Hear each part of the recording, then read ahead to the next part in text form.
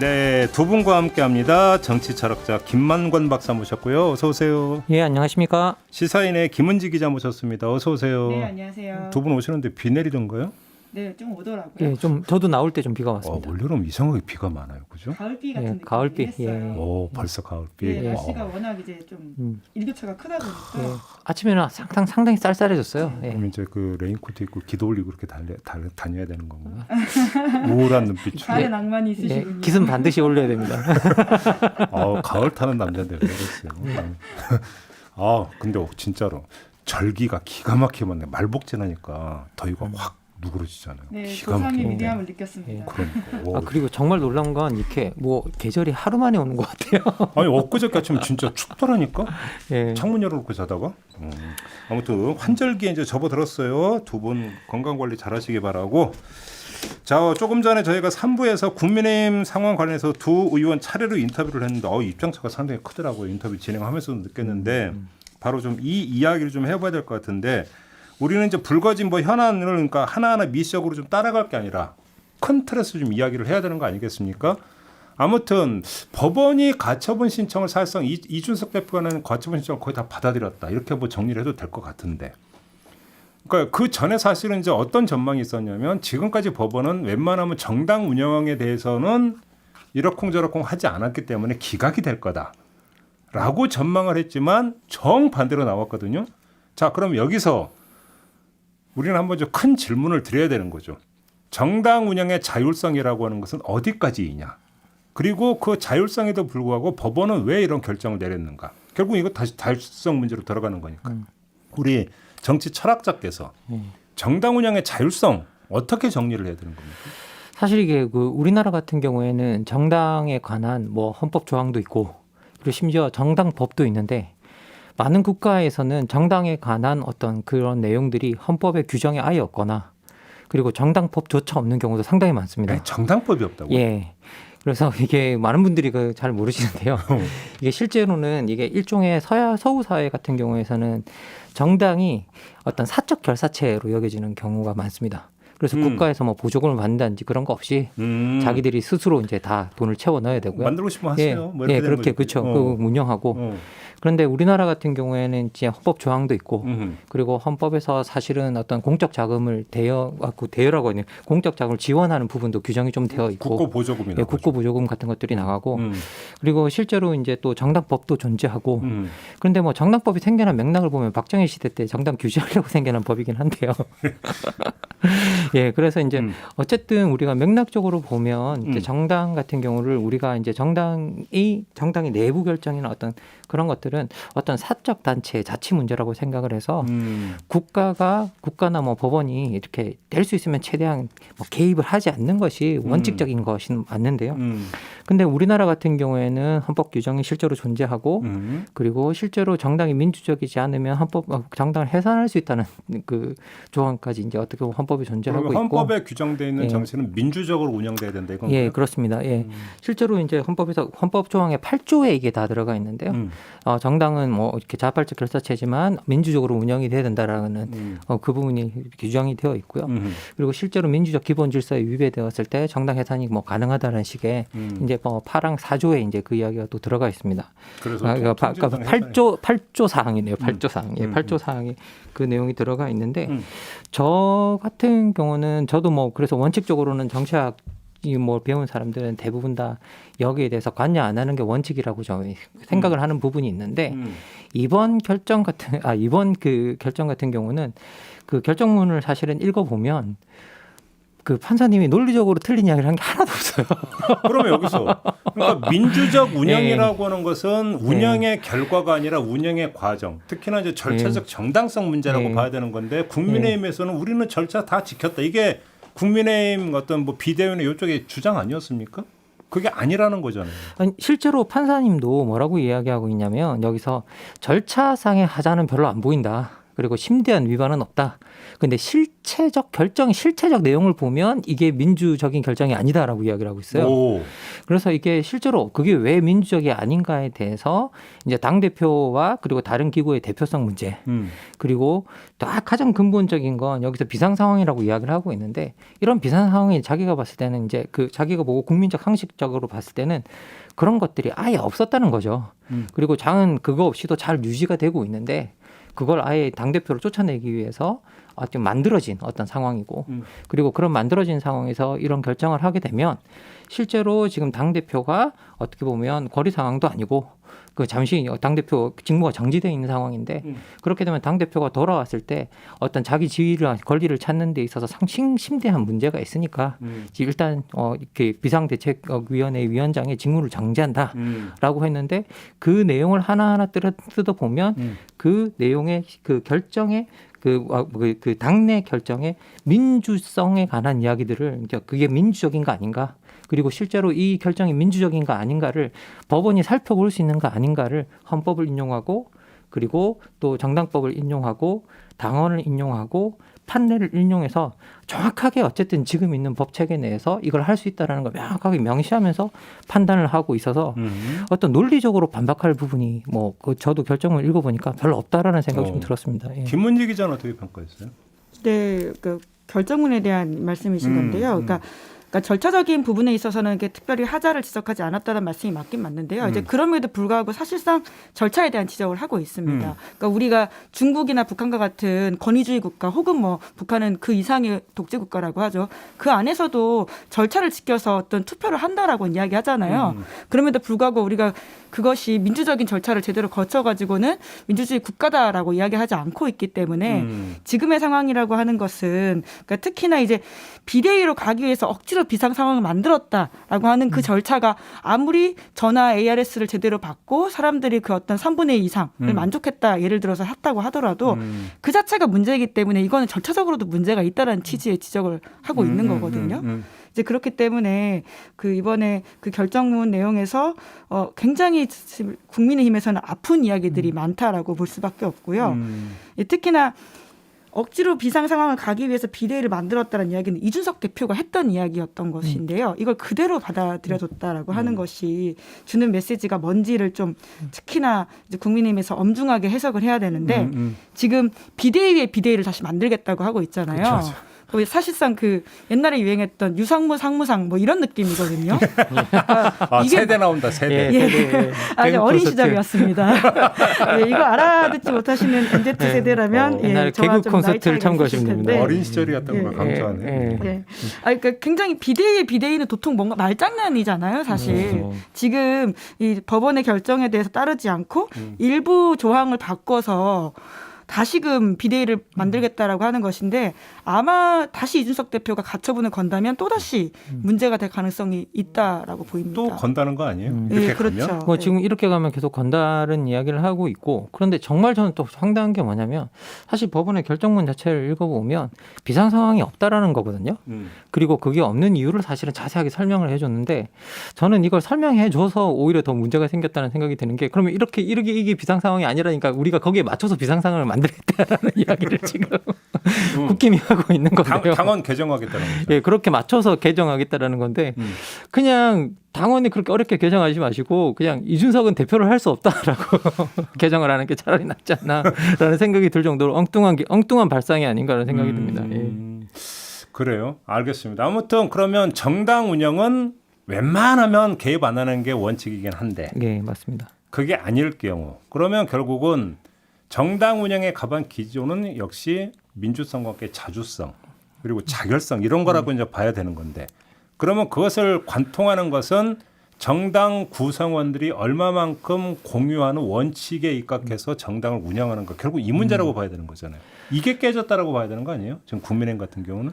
뭐 실제로 이제 뭐 전국 그 상임 정국이 그리고 뭐 이제 그 당 대표 선출 과정 이런 것들을 다 언급하면서 그 가지고 있는 어떤 당의 대표성 문제를 지적하고 있고요.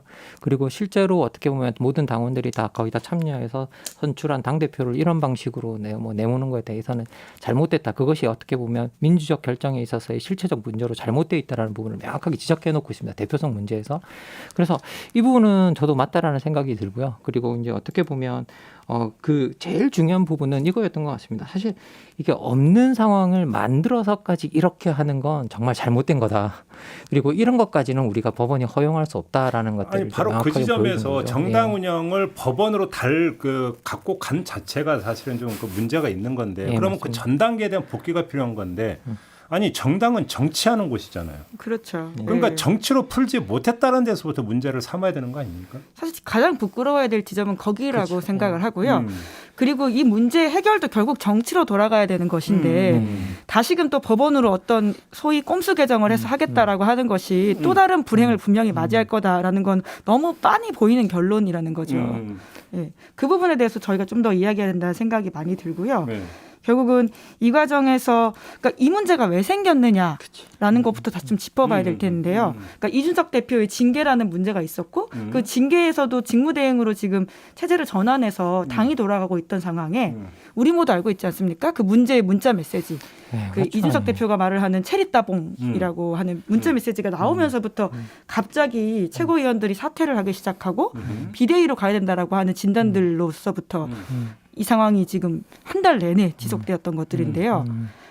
그러니까 왜 이렇게 됐는지에 대한 좀 복귀가 국민의힘에서 필요하다는 생각이 근데 듭니다. 저는 이준석 대표하고도 인터뷰를 하고 했지만 체리따봉 이전에 전사가 있다.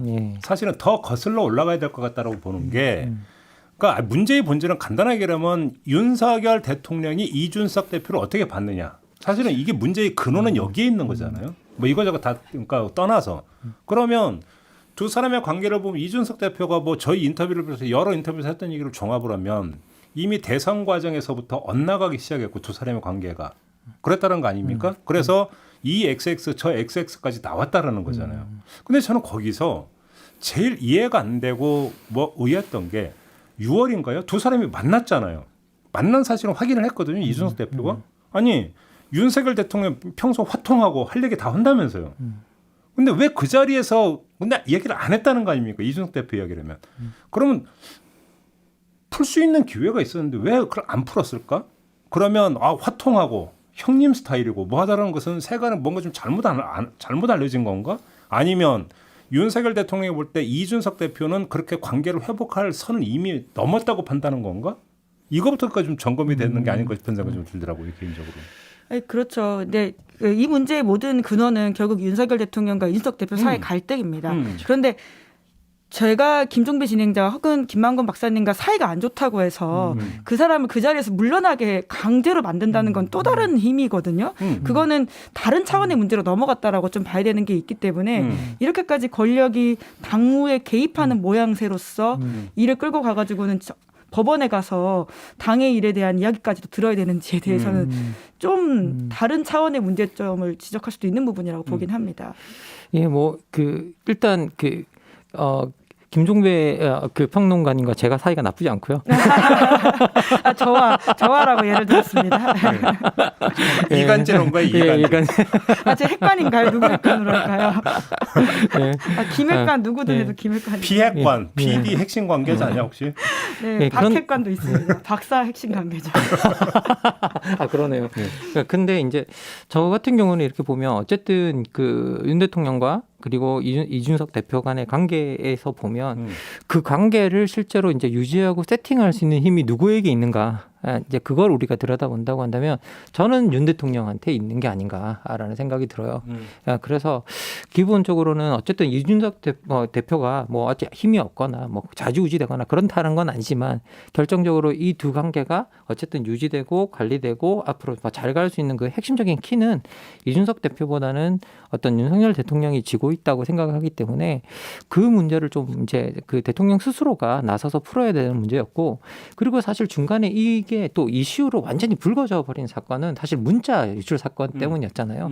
그리고 문자 유출해서 대통령이 어떻게 보면 그 이준석 대표에 대해서 언급한 부분, 뭐 내부 총질을 하는 어떤 뭐 그런 식의 어떤 그런 어떻게 보면 좀 읽기에 따라 듣기에 따라 저거 대통령이 정말 당대표한테 저렇게 말해도 되나? 라고 싶은 표현이었잖아요. 사실 그 표현은. 그러면 그런 것들에 대해서 대통령이 어떻게 보면 정확하게 저는 사과를 좀 해야 된다고 생각을 하고 있고 그리고 그런 걸 통해서 이제 대표와의 관계를 좀 조정해야 될 것 같은데 아직까지 그런 시도는 뭐 전혀 보이지 않고 있다라는 게 좀 아쉬운 부분인 것 같고 그래서 정치가 작동하고 있지 않다라는 생각이 저는 좀 많이 듭니다. 그러니까 근데 이제 예를 들어서 요거는 이제 좀 이따 정치 이야기로 다시 돌아가기 전에 어찌 보면 한 면일 수도 있지만 또 약간은 결이 다를 수 있는 게 권력의 생리로 볼 수 있는 부분들도 있다. 무슨 얘기냐면 권력은 일렬 종대를 요구를 하지 않습니까? 권력의 생리는. 일렬 종대를 요구를 해야 되고 일렬 종대가 되기 위해서는 기준을 외치는 꼭지점이 있어야 되는데 꼭지점 역할을 해야 되는 사람이 기준을 외치는 게 아니라 딴소리를 하고 있으니 용납되기 힘들었던 부분들. 그래서 이 이질적인 요소를 쳐내면서 결국은 균질화시키려고 하는 여권 내부를 결국은 여기서 빚어진 현상이라고 볼 수도 있는 거 아닙니까? 이 점은 어떻게 보십니까? 뭐 그 많은 분들이 태양은 두 개일 수 없다라고 이야기하는데 저는 이게 뭐 그 윤 대통령이 이준석 대표와의 관계를 정리하는 과정에서 오히려 이 관계를 잘 정리하면 자기가 더 돋보이는 거지. 이게 뭐 이준석 대표가 더 떠올라 가지고 뭐 이렇게 된다라는 생각은 저 개인적으로는 그렇게 들지 않고요. 그래서 어떻게 보면 어떤 권력을 우리가 공유하는 방식을 정당이나 정치인이나 이런 분들부터 우리한테 좀 보여줘야 되는데 그래서 전통적으로 내려오는 권력은 철저하게 태양은 하나다라는 방식의 어떤 그런 운영 방식이 과연 지금의 세대에 정말 맞나라는 생각이 좀 들고요. 그리고 변해가는 상황에 좀 맞춰서 좀 변화가 있어야 되지 않나라는 게 제 개인적인 생각입니다. 일렬 종대가 되면 정치는 필요가 없죠. 명령만 있으면 되는 거죠. 그러니까 사실 그래서 조금 전에 김은지 기자가 얘기했던 정치가 필요하다는 얘기가 그래서 성립이 되는 건데 여기서 정치가 전혀 작동을 하지 않았다. 결국은 이 이야기가 되는 거 아니겠습니까? 정치력을 발휘한 게 아니라 힘을 발휘한 거잖아, 사실. 판단이 정도면. 결국은 결자해지라는 말을 할 수밖에 없는 것인데요. 그러니까 이 문제를 만들어낸 사람이 풀어야 되는 것이잖아요. 근데 이준석 대표는 지금 그럴 수 있는 역량이라든지 상황이 아닌 것처럼 보입니다. 그렇게 되면 말씀처럼 그 하늘 아래 태양이 두 개가 아니라 정권 초에는 당연히 태양은 완벽하게 하나죠. 예, 특히나 100일밖에 안 된 정부에서는 누가 뭐래도 원탑은 대통령입니다. 그리고는 이 문제에 있어서 뭐 대통령 입장에서 이준석 대표한테 섭섭하거나 혹은 뭐 자기의 그립 안에 지어지지 않은 여러 가지 문제점들이 있을 수 있겠죠. 하지만 이것들을 품는 모습을 보이면 훨씬 더 대통령이 돋보일 수 있는 상황이거든요. 근데 그러지 않고 지금 굉장히 폭주하는 이준석 대표와 더 폭주하는 국민의힘 안에서 대화 타협의 여지를 없어버리게 만드는 것은 대통령의 어떤 모습들이 분명히 있다라는 생각이 듭니다. 그러면 감정 통치를 하고 있다는 이야기로 귀결이 되는 겁니까? 그렇게 되는 겁니까? 이제 물론 이제 공개적으로는 당무에 개입하지 않는다라는 이야기, 무원칙 이야기를 계속하고 있는데요. 하지만 계속 메시지가 다르게 나오고 있습니다. 오늘 아침에 중앙일보 보도만 하더라도 대통령실 고위 관계자 워딩을 통해 가지고는 지금 권성동 원내대표가 물러나야 된다는 식의 메시지가 나오고 있거든요. 네. 그러니까 계속 앞뒤가 다른 이야기를 하고 있는 거죠. 그러니까. 어떨 때는 당무에 개입하지 않는다. 하지만 뒤에서는 누가 물러나라 마라. 그리고 사실 비대위 체제로 전환도 그 이준석 대표 말에 따르면 TV조선 보도를 통해 가지고는 이제 일사불란하게 진행되어 왔던 국민의힘의 어떤 비대위로 진행되는 상황이라는 거거든요. TV조선 보도로 하면? TV조선 보도에 따르면. 네, 그러니까, TV조선 보도에 따르면? 네, 이준석 대표 계속 그 이야기를 하고 있죠. T조 보도를 통해서 대통령실이 비대위로 가라라는 메시지를 내줬고 그때부터는 일사불란하게 국민의힘이 그렇게 진행되었다. 대통령 메시지의 이제 전달 창구가 T조였다? 보도였다? 네, 뭐 이준석 대표의 주장입니다. 네. 이제 그러다 보니까 이제 겉으로는 당무에 개입하지 않는다고 하지만 실제로는 계속해서 이제 뒤에서 당무에 개입하는 모습들을 보이고 있는데 그럴 바에는 아예 이제 이 문제를 좀 내가 해결하겠다라고 보여주는 것이 아까 말씀하셨던 윤석열 대통령식의 리더십의 장점들이 좀 발현되는 게 아닌가라는 생각도 들고요. 근데 결국은 이 문제를 확장을 하면 그 정치가 존재하는 이유는 갈등이 있기 때문이고 그래서 정치의 주된 기능은 역시 누가 뭐라 해도 갈등 조정이라고 하는 것인데 근데 내부 갈등조차 조정을 하지 못하면 더 큰 갈등은 도대체 어떻게 조정을 할 거냐라는 문제에 봉착하는 거 아닙니까? 그렇죠. 뭐 내부에 있는 사람들이 자기한테 반대하면 더 미워 보일 수는 있겠지만 근본적으로 내부에 있는 사람들을 제대로 품지 못하고 조정하지 못한다라고 생각을 한다면 바깥에 저 어떤 다른 정치적 파트너들이나 아니면 다른 정당과의 관계나 어떤 그런 관계 뭐 어떻게 보면 경쟁 관계에 있는 어떤 정치인이나 이런 사람들과 어떻게 어떤 우리가 같이 뭔가를 해갈 수 있는가라고 했을 때 거기에 대해서 사람들이 의심을 품을 수밖에 없고요. 예. 그리고 그런 어떤 갈등 조정 기능이나 어떤 능력에 대해서도 어떻게 보면 사람들이 그 대부분의 국민들이 의심을 품을 수밖에 없는 그런 상황이 아닌가라는 예. 생각이 듭니다. 예. 그 대통령이 가장 중요한 정치인이다. 이제 본인이 이제 보통 이제 집권을 하게 되고 행정부 수장이 되게 되면 이제 여의도 정치와 거리를 두려고 하는 모습과 생각들을 많이 하지 않습니까? 근데 그럼에도 불구하고 이제 대통령은 정치인이라고 하는 핵심 아이덴티티에 대해서 잊으면 안 된다라는 생각이 계속 듭니다. 그리고 뭐 어떻게 보면 그 국민이 정치인으로서 선택한 최고 행정 책임자일 뿐이지 본질 자체는 정치인이고요. 그리고 이게 우리가 왜 그러면 그런 정치인들을 행정부 수장에 앉히느냐라고 했을 때 원칙적으로 행정은 관리를 위주로 하는데 관리하고 유지하는 것들이 위주인데 실제 많은 부분에 있어서 이제 관리 위주 관리나 어떤 그런 것들을 하는 분들은 결정을 하고 책임지는 데 익숙하지 않고 그리고 그런 국면에서 책임을 회피하는 경향이기 때문에 실제 국민의 대표를 뽑아서 그런 결정 기능을 주고 그 결정에 따라서 어떤 그 정치인이 결정을 해주면 관리하는 사람들이 따라갈 수 있는 구조를 만들어주는 거거든요.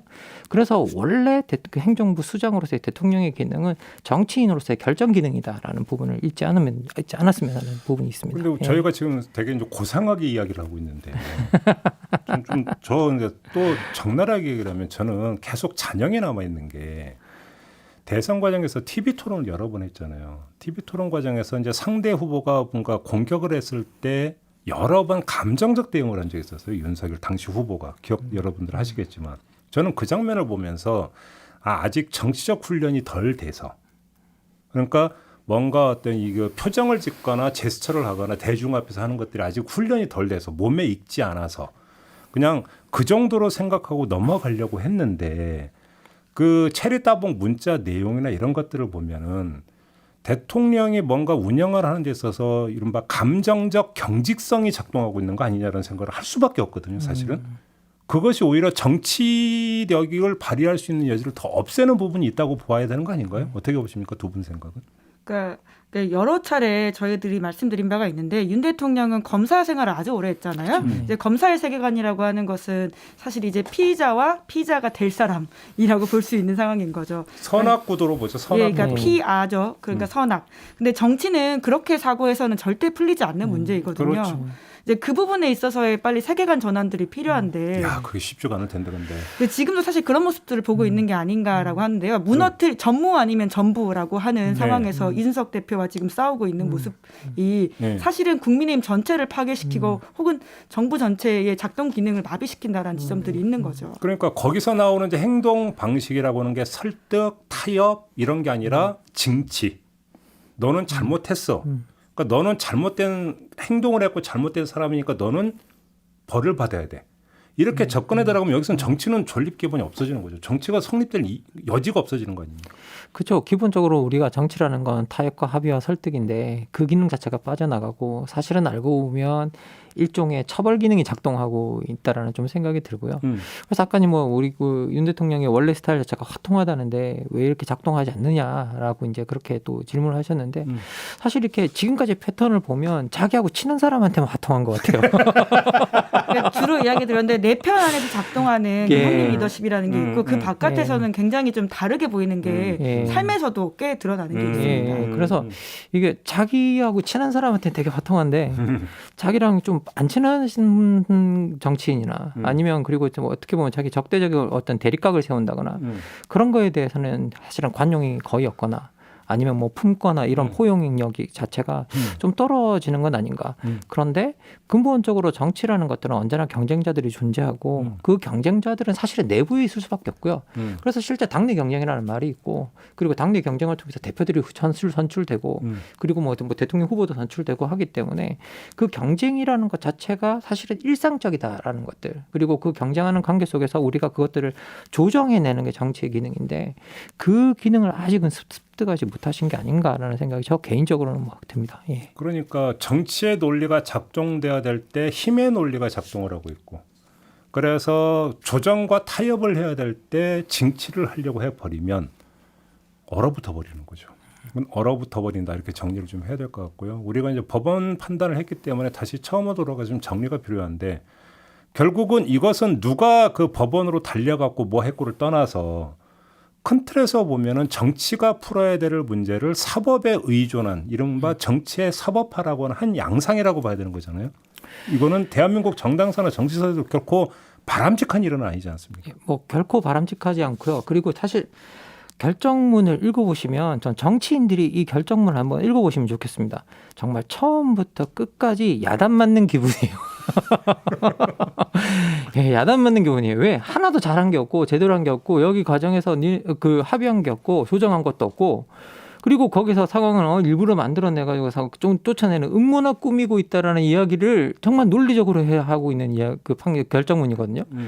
그래서 이걸 읽어보면 정말 정치하시는 분들은 부끄러워해야 되는 이제 왜 이렇게 사법부에게 입법 기능을 하는 기구의 일부가 이렇게까지 야단을 맞아야 되나라고 생각하는 어떤 그렇게 보일 수 있는 어떤 결정문입니다. 그래서 이거 정말 창피한 일이다라는 거 정치하시는 분들이 이건 좀 읽어보시고 반성해야 된다는 생각이 듭니다. 예.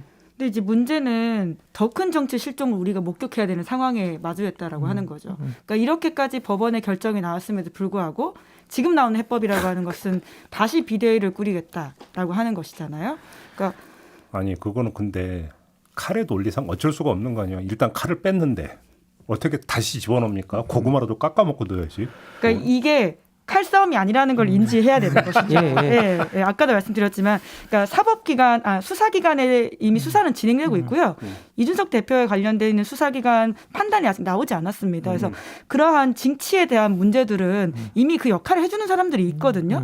그거 기다려주고 정치는 정치 안에서의 어떤 역할을 해야 되는 것인데 계속해서 지금 피하 대결로 싸우고 있다라고 하는 것이 바라보는 국민한테도 굉장히 피곤함을 주고요. 그리고는 정말 당정이 뭘 협의해서 추석 때 뭘 하겠다라고 하는데 권위가 안 실리잖아요. 힘도 안 실리고요. 저 당의 파트너들이 정부와 협상이 제대로 될까라는 생각도 좀 들고요. 그리고 결정문을 읽어보면 전 이렇게 말하고 싶습니다. 국민의힘이 칼을 한번 뽑았는데 어떻게 다시 칼집에 꼽냐라고 하는데 칼을 수백 번 뽑아도 다시 칼집에 넣으라는 이야기입니다. 결정문 자체가 그거 뽑을 수 없다, 휘두를 수 없다라는 이야기인데 그걸 이제 거기에 대해서 결정문을 읽어보셨는지 정말 모르겠는데 한번 읽어보시면 우리가 100번 뽑아도 소용이 없겠구나. 이건 정치적으로 우리가 타협하고 조정해야 될 문제구나 생각하고 그런 방향으로 좀 문제 해결의 방향을 잡았으면 좋겠다라는 생각이 듭니다. 저는 그래서 지난주 금요일에 법원 가처분 인용 결정이 딱 나오는 순간에 가장 먼저 떠올랐던 생각이 이게 경찰 수사에 어떤 영향을 미칠까. 저는 사실 제일 먼저 그거 생각을 했거든요. 두 분은 어떻게 전망하십니까? 지금 저는 당내에서는 비상대책이나 이런 거로는 정말 해결책이 거의 없다라고 생각 들고요. 그리고 유일하게 어떻게 보면 그 해결책이라고 그러냐 꼼수로 어떻게 이렇게 한다고 한다면 전 기본적으로 우리가 지금 진행되고 있는 수사에 의존할 수밖에 없다라는 어떤 그런 생각이 듭니다. 예. 네, 법대로 잘 수사해 주시길 바라고요. 법대로 수사하셔야 됩니다. 근데 정말로 준법 있게 정말 법대로 하셔야 돼요. 근데 이제 시효가 한 달 남았다라고 하는 거잖아요. 그렇죠. 포괄 일제를 적용한다고 그렇죠. 하더라도 그래서 이제 결과가 곧 나올 거기 때문에 당도 이제 그것에 대해서도 염두에 둘 필요가 있다라는 생각이 듭니다. 윤익은 경찰청장께서는 자기가 청장으로 있는 동안 절대 정치적 중립성을 해치지 않을 것이다. 그런 일은 없을 거다라고. 강조를 했다고 하더라고요. 네, 하지만 앞서서 이제 서울경찰청장이 유튜브 보면 다 된다고 하는데 왜 이거 제대로 못하고 있냐. 좋아해? 그러니까 솔직히 좀 저는 그 발언이 가장 충격적이었거든요. 그러니까. 유튜브를 보면 된다고 하는데 왜 못하고 있냐라는 식의 이야기를 하셨다고 하던데 그런 식으로 경찰의 어떤 수사의 중립성을 의심받는 이야기들, 독립성을 의심받는 이야기들은 좀 나오지 않았으면 합니다. 그리고 더 나가서 이번 사실 사태를 보면서 또 하나 전 반드시 지적하고 싶은 부분이 있었는데요. 지금 현재 국민의힘 쪽에서 판사의 성향을 지적하면서 공격하는 부분들이 또 있는데요. 그 사실관계조차도 틀린 이야기를 하면서 이게 다른 것도 아니고 틀린 이야기를 그러니까 특정 연구의 출신이다라는 식의 어떤 사실관계조차 틀린 정보를 실제 비상대책위원장 그러니까 사실은 지금 현재 당의 수장이라고 할 수 있는 사람이 버젓이 언론에 인터뷰를 하고 있는 이런 상황 그리고 이런 가짜 사실에 기반해서 뭔가를 해보겠다고 하고 있고 이런 부분은 되게 잘못됐다고 생각이 들고요. 그리고 더더욱 저는 이러는 이유가 뭐냐라고 하면 결국은 어떤 결정문의 내용을 들여다보면 논리적으로 반박할 구석이 하나도 없기 때문에 이게 결국은 그 메신저를 공격하고 있는 게 아닌가. 그러니까 판사를 공격하고 있는가 그런 생각이 듭니다. 결국 보면은 법관은 오로지 법률과 양심에 기초해서 판단한다 이렇게 돼 있잖아요. 근데 그 법관의 양심을 그 구성하는 어떤 과정이 있고 구성하는 과정에서 법관이 어느 연구에 그러니까 그 참여해서 어떻게 공부를 했고 어디에 관심이 있고 어떤 책을 주로 읽었는가도 저는 양심을 구성하는 요소라고 생각을 해요. 그래서 그 법관의 양심이 어떤 색깔 어떻게 구성되어 있는가도 저는 볼 수 있다고 보는데 다만 근데 그것이 법관의 양심이 문제가 되는 경우는 법적 정합성을 벗어난 판단을 내렸을 때 얘기겠죠. 그거는 그렇지 않습니까? 그게 아니라고 한다면 뭐 법관이 어디 연구해서 뭘 공부를 했건 아니 법관이라고 하는 게 세상사 모든 일을 다 어쩌면 그 처리를 해야 되는 위치에 있는 게 법관인데 공부하는 게 뭐가 잘못인데 그게 오히려 공부를 안 하는 게 문제지. 그런 거 아닌가요? 네, 그러니까 판결 비평은 누구나 할 수 있다고 생각하는데요. 그렇죠. 이제 판사 공격으로 이어지는 것은 사실 과거에 국민의힘이 더불어민주당 의원들을 비판할 때 주로 나왔던 이야기거든요. 근데 그렇죠. 그게 똑같이 이제 본인들이 하고 있다는 점도 염두에 두셨으면 좋겠습니다. 그리고 뭐 이준석 대표에 대한 어떤 그 경찰 수사도 저는 그 이게 연동되면 안 되는 문제고 국민의힘에서 진행되는 상황과 연계가 돼서 뭔가 왜곡되면 안 된다는 점에서의 강조고요. 공당의 어떤 대표와 관련해서 제기된 의혹에 대해서는 명명백백하게 밝혀야 된다. 또 이거는 또 당이 아니겠습니까? 그렇죠. 네. 그 점도 함께 이제 강조를 하면서 아무튼 정당이 자주적으로 해결해야 하는 문제를 자꾸 법원의 힘에 의존해서 푼다라고 하는 것들은 대한민국 정당사에서 결코 바람직한 일은 아니다. 그리고 여기까지 그러니까 그래서 우리는 안 갔고 이준석 대표가 갔다. 이게 중요한 게 아니고요. 법원까지 달려가게 만든 그 상황에 대한 반추와 반성이 필요한 게 아닌가. 이런 얘기를 하면서 오늘 정치는 팀킴은 마무리를 하도록 하겠습니다. 뭐 두 분 못다한 말씀 없으시죠? 네. 자, 마무리하겠습니다. 두 분 수고하셨고요. 저도 함께 물러가겠습니다. 고맙습니다. 감사합니다. 감사합니다.